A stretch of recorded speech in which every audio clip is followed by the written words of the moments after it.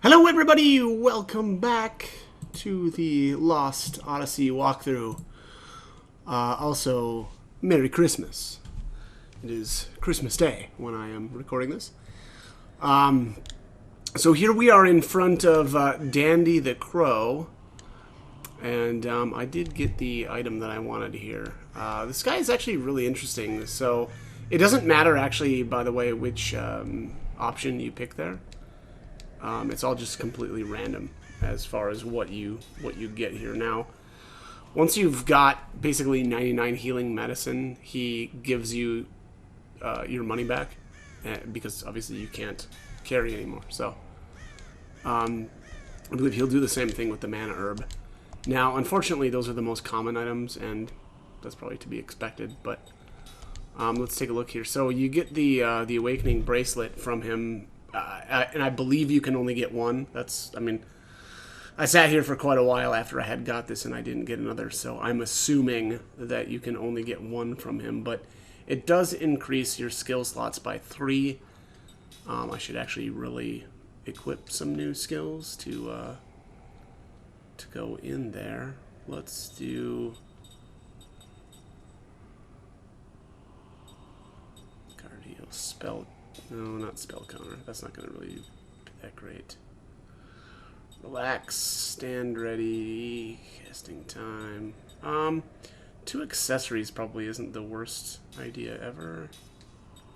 And then I don't know. Mental stability. Let's do treasure analysis, and then I don't know. I probably one of these anti skills would probably be a good idea.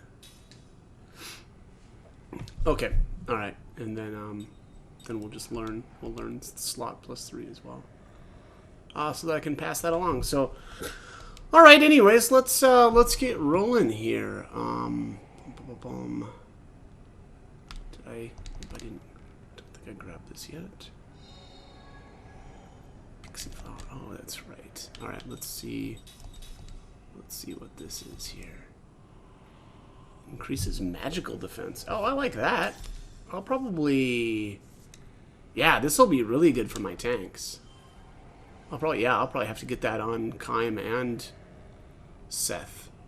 Oh, that's actually amazing. All right.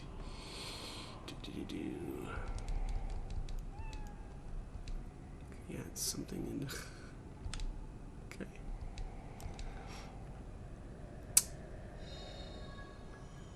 Mother seed.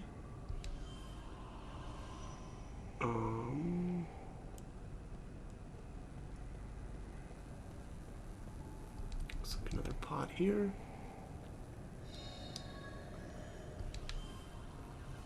And let's head in.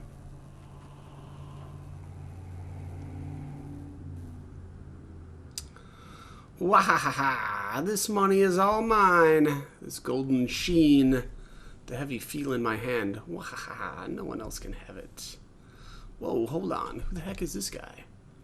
Don't think he's noticed us yet. He must be under a spell of some sort.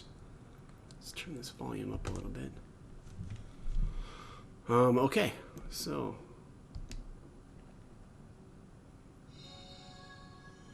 Slot seed. And 3 whetstones. I don't really know what I want to do with these slot seeds.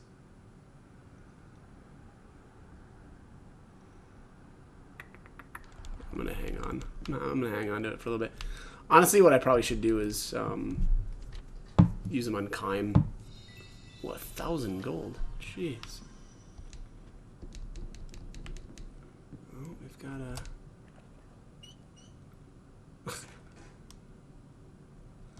What's that, a ledger or something? That looks like bad news waiting to happen.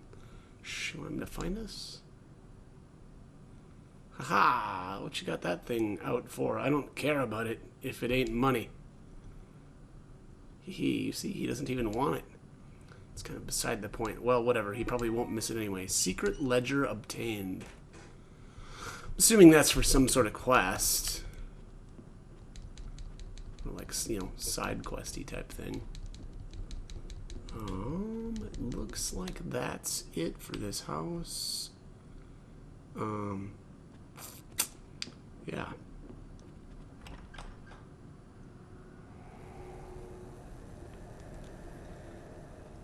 You know, I think I am going to use this. Putting that right on Kime. And let's get him another...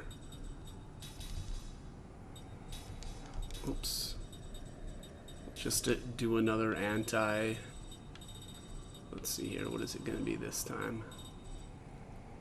Anti-poison, Kilolon, Curse, Dizzy. Probably Terror, right? Anti-sleep, Blind. Although Blind would be really good too. You know, most of this stuff is... I think I just want to set him up so that I don't have to worry too much about, you know, stats effects. I don't know if it's the most optimal, right? Because if you know what enemies you're fighting and what, you know, stats effects they're going to do, you don't really need to have, like, every little, you know, status defense, I suppose. But, all right, let's... Oh, all right. Travelers, how are your shoes treating you? Pardon me if I surprised you. I'm a shoemaker, you see, so I always worry about people's feet. There was once a legendary shoemaker, and the stories of his exploits enthralled me so much that I figured I'd become one myself. Exploits of a shoemaker. Al Bundy. The legend of Al Bundy has traveled far and wide. All right, Kime recalls a memory that was locked deep within his heart. Dream has been revealed. All right, so let's dream. This is dream number 20. It's really knocked out a lot of these. The story of Old Man Griot. Old Man Griot was known as the best shoemaker in the country. His shoes were light as a feather and tough as steel. They were also expensive, 3 times higher than anything else on the market. People who did not know his reputation were so shocked to hear what he charged that they would say. The old man must be making shoes for his own amusement. Of course, this was not the case. He had become a craftsman's apprentice at a tender age, and whenever he learned one master's skills, he would move on to more talented shoemakers. Before he knew it, he found himself making shoes for the grandchildren of his earliest customers. Griel was such a skilled craftsman, he could make any kind of shoe the customer ordered, but he was best at and most enjoyed making thick-soled traveling shoes. All his customers agreed. Once you've traveled in Old Man Griot's shoes, you can't wear anybody else's. Some would say, you know what it's like to wear his shoes? You don't get tired the same way. You just want to keep walking as long and as far as you can. You almost hate to get where you're going. Wow. True craftsman that he was, though, Old Man Griot rarely talked to his customers, and he could be downright unfriendly. Complimented on his work, he wouldn't so much as smile. Instead, he would put another piece of tan leather on his wooden shoe last and start hammering away. The only time the old fellow would crack even the slightest smile was when a customer visited his workshop to place an order. Not that he was ever thrilled to get an order. What he most enjoyed was when a customer brought him a pair of shoes that had outlived its usefulness. He would stare lovingly at the worn-down soles and the disintegrating uppers, and he would actually talk to them. You've done some good traveling, I see. His regular customers would never dispose of their old shoes themselves because they knew how much he enjoyed this. Neither would they do anything so foolish as to clean the shoes before handing them over to the old man. He wanted them straight from the road, covered with dirt, oil-stained, and stinking of sweat. These fellows are my stand-ins, he would say, choosing an honored place for them in his storehouse. They take my place on the road, you know. They've done their job. I hate to throw them away just because they're no good anymore. Proud craftsman though he was, Old Man Griot never wore his own shoes. He couldn't have worn them even if he had wanted to. His legs were gone from the knees down. A terrible illness had attacked his bones when he was very young. and the legs had been amputated to save his life. The old man had lived his long life in a wheelchair. He had never once left his native village. This was what he meant when he said that his shoes did his traveling for him. "Haven't seen you in a while," Old Man Griot says, without looking up from his work as Kime steps across the threshold. His back is toward the door, but he can tell from the sound of the footsteps when a regular customer has entered his shop. "You crossed the desert?" The sound tells him how worn down the shoes are and where they've been. Old Man Griot is a craftsman of the first order. "It was a terrible trip," Kime says with a grim smile, settling on a chair in the corner of the shop. When old Griot is in the final stages of shoemaking, almost nothing can make him stop work, as all his regular customers know. "Were my shoes any good on this one?" "They were great. I couldn't have done it without anyone else's." "That's good." The old man couldn't sound the least bit pleased, which is to be expected. Griot was especially curt when he was working. If Kime wants to see the old man smile, he will have to wait until he hands Griot his old shoes during a work break. "Here to order new ones?" "Uh-huh." "Where to this time?" "Up north, most likely." "Ocean? Mountains?" "Probably walking along the shore." "To fight?" "Probably." Old Man Griot signals his understanding with a quick nod. He says nothing for a while. The only sound in the workshop comes from Griot's wooden mallet. Kime is moved to hear it. Like old times, he has ordered any number of shoes here, even before the old man took over the shop. Kime is one of Old Man Griot's oldest customers. In other words, he is one of the few who have survived repeated journeys. Swinging his mallet and speaking in short snatches, the old man tells Kime about the deaths of some of his regular customers. Some fell ill and died on the road, others lost their lives in accidents, and not a few were killed in battle. "It's hard when only the shoes come back." Kime nods in silence. "One young fellow died a few weeks ago. He was wearing the first pair of shoes I ever made for him. The soles were hardly worn at all. Tell me about him."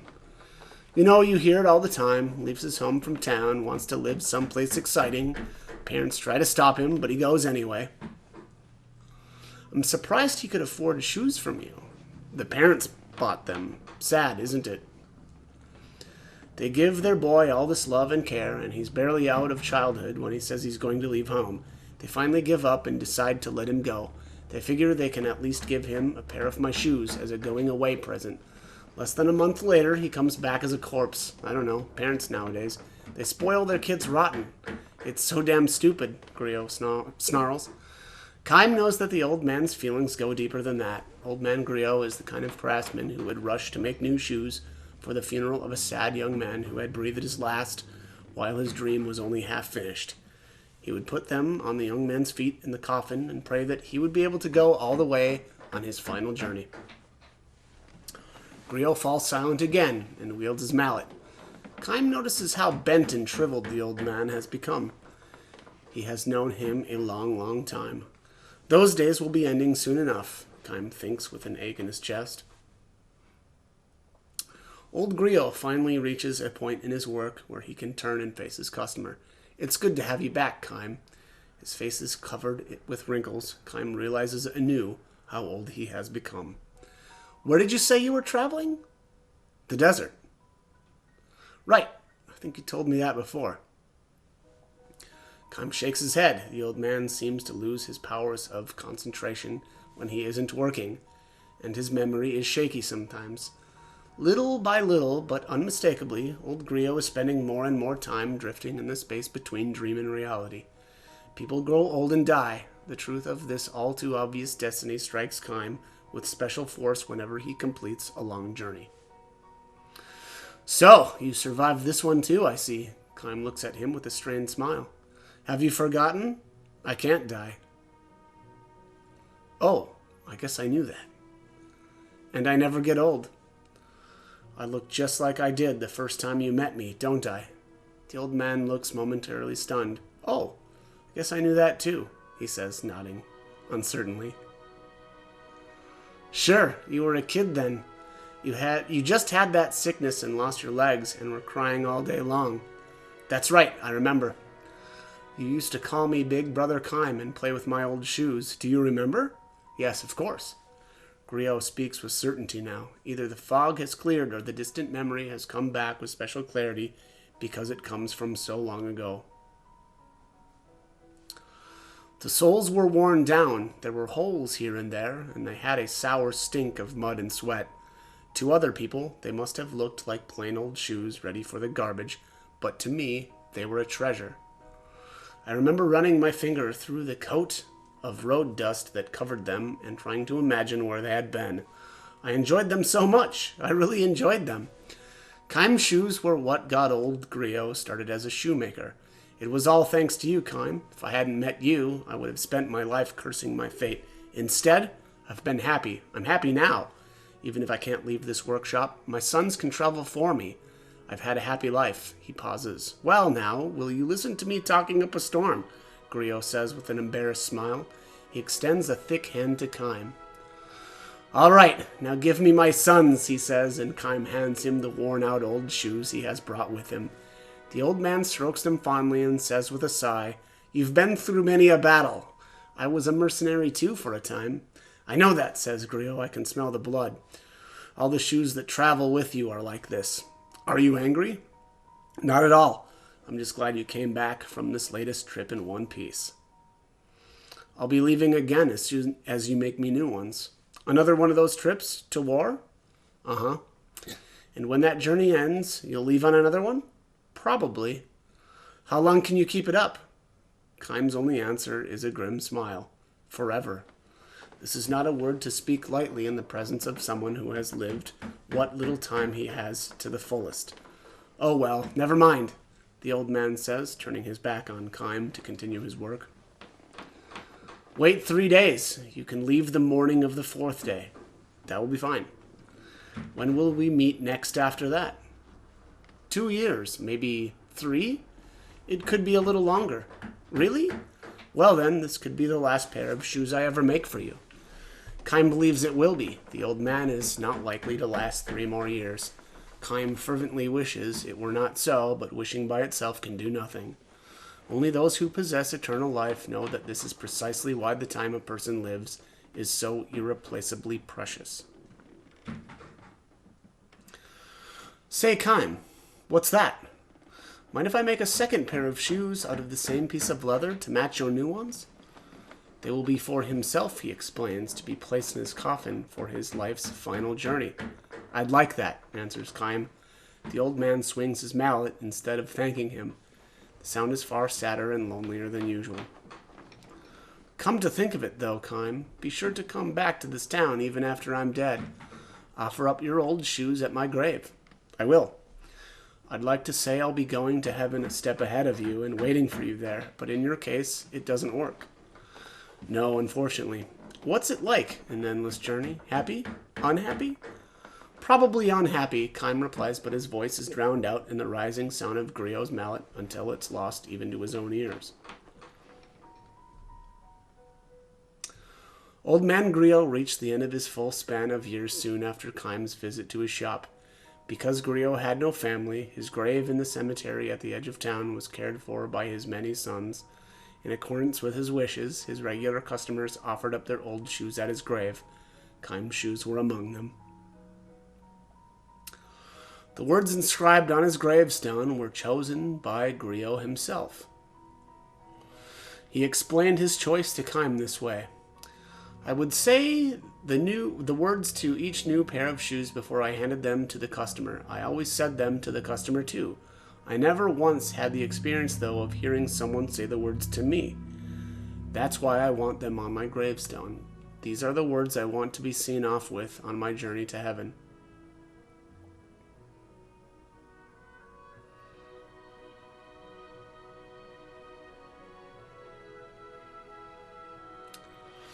Several decades flow by. Not only old man Griot, but all the customers who knew him have long since departed the world. The only one who still comes to pay his respects is Kime. He no longer wears shoes that were crafted by the old man. Like the life of man, the life of a pair of shoes cannot be eternal. Still, Kime comes to the town at the beginning of every journey, touching his forehead to the ground at the old man's grave. The gravestone is covered with moss, but the words engraved on it, strangely enough, are still clearly legible. May your journey be a good one. These were the words the old man always spoke. Coming from his mouth, they could be brusque, but they were always charged with feeling.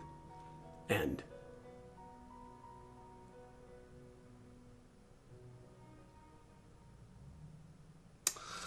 Alright, that was a cute one.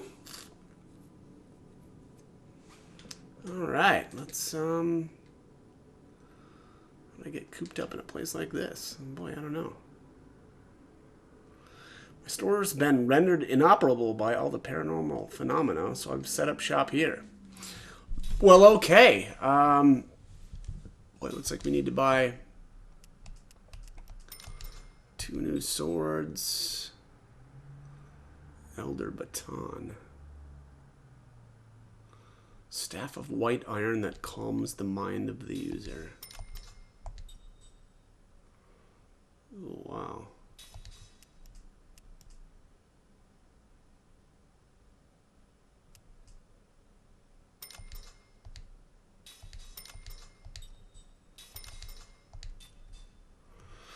Alright. Occasionally guards from the enemies. Ooh, I like the sound of that. I'm going to buy a bunch of these. Sorcery units. Enables the use of black and white magic up to level 4. Let's buy.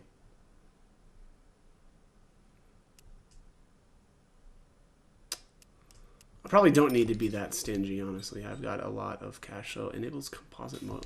Okay.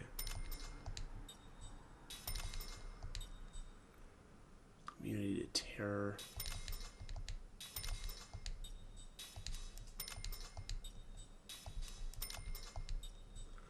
Enables the use of spirit magic up to level 4. Buy a few of those. Oopsies. Was that it for? Yeah, it looks like that's it for those. Black pearl powder. Whoa. A little bit too much there. Okay. That looks pretty good. How about this guy? What's this guy? Looking for something? Well, we have quite the selection. Have a look around. Look around, Sonny. Alright. Probably not going to be using much for us. Redstone that recovers 1. Okay, I'm putting them from freeze. Let's buy a couple of these.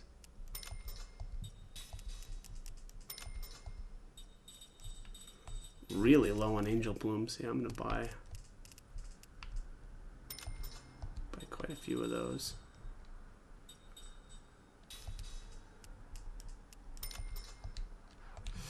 Alright, that looks pretty good.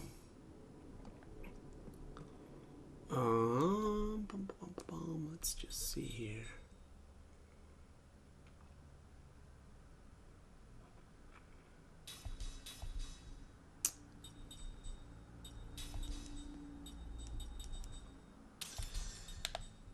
Oh, she doesn't have 2 accessories equipped. Let's do...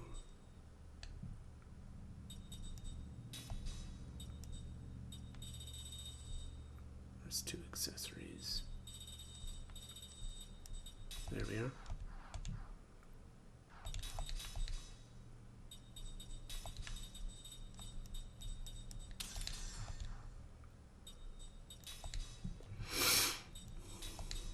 Alright, look at this. Scroll of Dissection. Sword Teachings.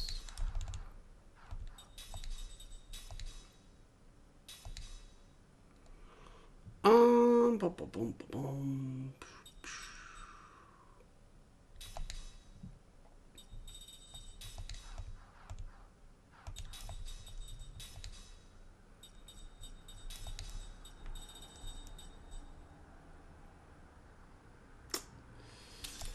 Yeah, why not?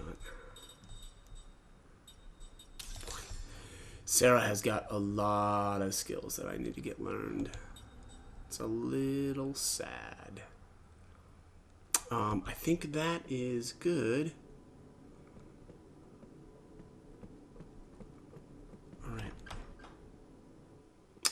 Now, apparently we can go back because we've got enough seeds to get our next reward. What's going on here?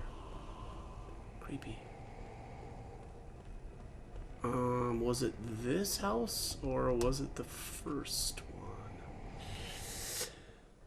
one? Not this one. No, this is the tavern. Yep, I went into the wrong one. Alright, so let's go back over here.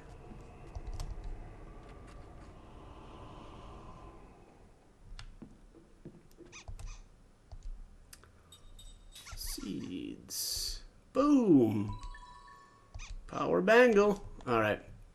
I feel like I'm absolutely going to have to put that on Kime right away, too. Skill slots by 3.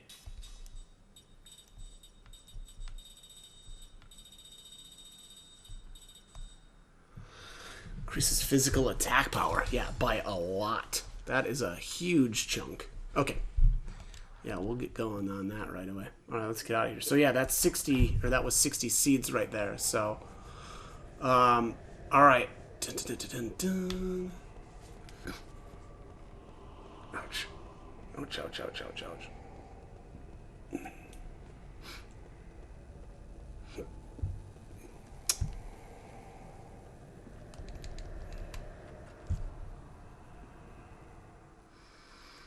Oh, this was the shop. What am I...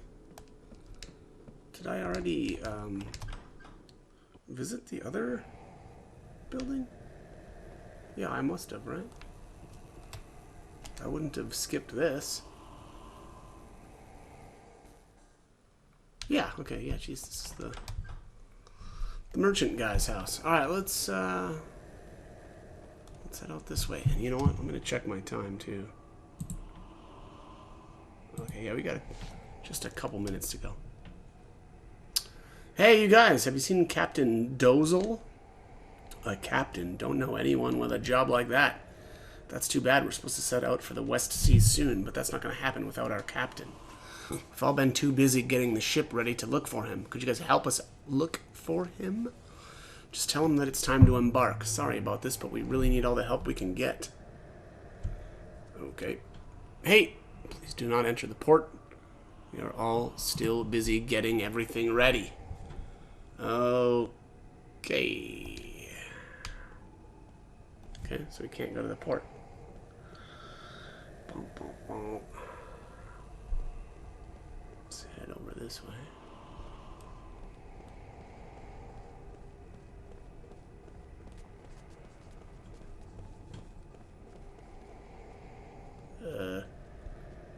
Alright, hang on a sec here. Let's check out the inn.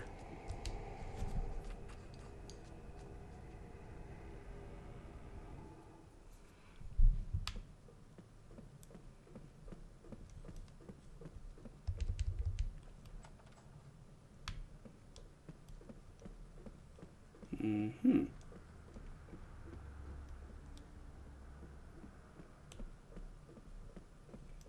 Okay.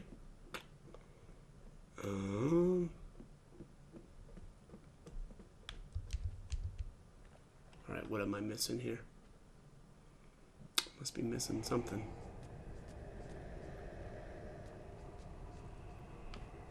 Oh. Yeah, pretty sure. Yeah, okay. This is who I'm supposed to talk to this person. Hello, you done yet? I can understand if things are crowded right now with all the refugees, but they really have to hog the bathrooms too? Ah, hold on a sec. What is it, Jensen? Bathroom break?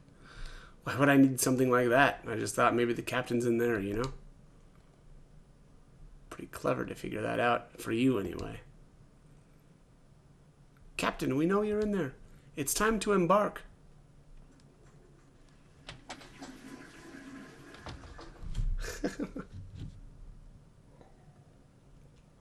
Oh, I'm sorry. I had no idea it was time to leave already. I'll run over to the port right now. Thanks for letting me know. Well, awesome. All right.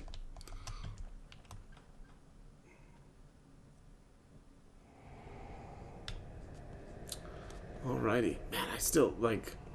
Well, look at the clock on the Okay, that was whack. It just stopped moving. Oh, there it goes again. It's moving, the hour hand is moving, counterclockwise. Very, very strange. This must be like a casino town, right? It's all dark. Clocks are all messed up. Although, if it were a casino, there probably wouldn't be any clocks, right? Isn't that their deal? No clocks so that people can't, or aren't paying attention to what time it is. All right, Beast Hide Rasp. What is that?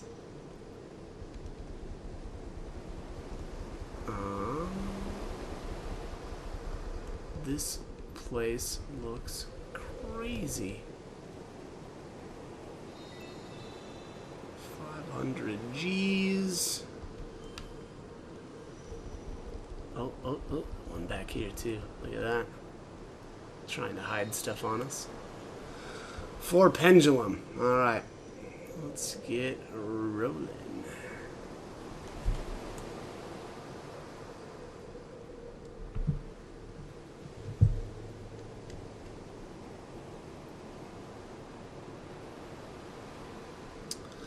Ah, hello there. Thanks to you, we'll be able to embark soon. You all really helped us out. Well, glad to hear it. Where's the captain? He's inside the ship preparing for our journey. And we can finally get out to...